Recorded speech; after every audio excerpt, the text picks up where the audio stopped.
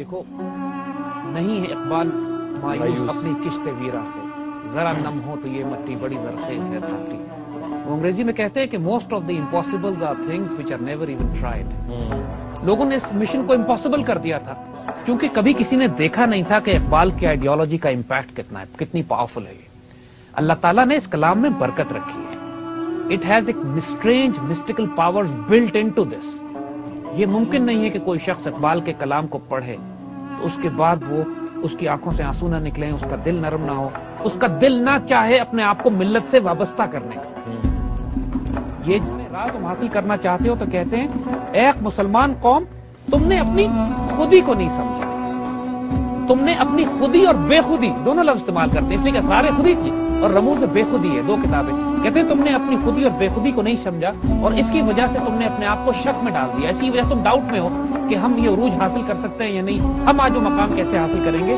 اور کہتے ہیں حقیقت یہ ہے کہ تمہارے دل کے اندر جو نور کا جوہر تھا، جو نور تمہارے وجود میں موجود تھا، جس نور سے تم کو اپنی عقل کو روشنی بخشنی تھی، تم نے اس نور کو ضائع کر دیا. بڑا خوبصورت شعر ان کا جو ہے کہ نور کا جوہر جو تیرے خاک کے اندر تھا، تیری فہم کا جلوہ اس ایک نور کی شعاع ہے. یعنی دیکھیں یہ بات، انسان کا انٹلیکٹ اسی طرح بہیو کرتا ہے جس طرح کی انرجی اس کو ملتی ہے، جس کو انگلش میں کہتے ہیں you are what you at.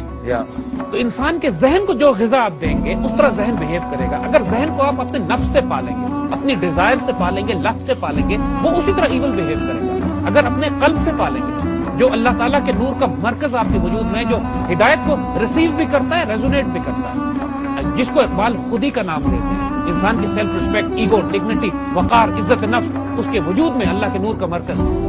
اس کو جب یہ آپ کے انٹلیکٹ کو جب فیڈ کرتا ہے تو آپ کا انٹلیکٹ پھر اپنے وہ راستے تلاش کرنے لگتا ہے کہ جو شاہین سے بلند نگاہ لوگوں کے راستے ہوتے ہیں، جن کو اقبال کہتا ہے کہ جب اس سے پھر نگاہ بلند ہوتی ہے، سخن دل نواز ہوتا ہے، جہاں پرسوز ہوتی ہے، وجود اسپرچل ہو جاتا ہے. اور جب یہ ڈائمنشنز تمہارے وجود سے پیدا ہوتے ہیں، پھر تم کو کائنات کے تاریک راستوں میں اپنی نگاہ ایسے تمہاری تیز کام کرتی ہے، تم کو اپنے راستے ایسے نظر آتے ہیں کہ زمین و آسمان و کرسی و عرش خودی کی زد میں ساری خدائی، پوری کائنات تمہاری رینج میں ہوتی ہے. یہ کیا بات پاکستان کی کرتے ہیں یا ایشیا کی کرتے ہیں؟ ایک مرد مومن کی تھیٹر آف آپریشن، اس کا بیٹل فیلڈ، اس کا ایریا آف آپریشن پوری کائنات ہوتی ہے.